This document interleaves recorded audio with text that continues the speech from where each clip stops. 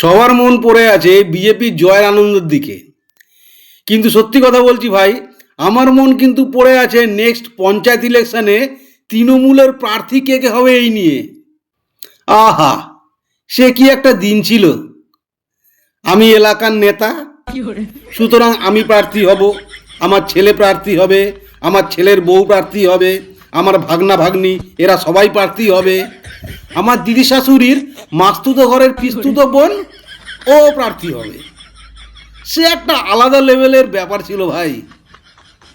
বিরোধী কাউকে মনোনয়ন পেশ করতে দেব না, যদি কেউ বিরোধী মনোনয়ন পেশ করে তার বাড়িঘর দর ভেঙে দেব, তার গেঁড়ে মার ভেঙে দেব।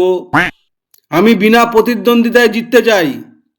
এলাকার লোক এত আমাকে সম্মান করে না, সত্যি কথা বলছি, আমার বিরুদ্ধে প্রার্থী দিতে চায় না কেউ।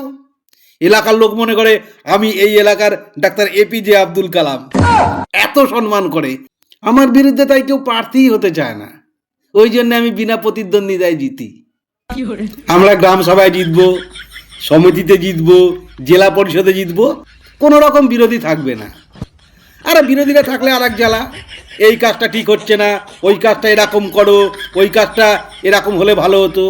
ওরা তো আমাদের সমাজ কল্যাণের কাজটাই করতে দেয় না, ওই জন্যে সমস্ত কিছু বিরোধী শূন্য হওয়া দরকার।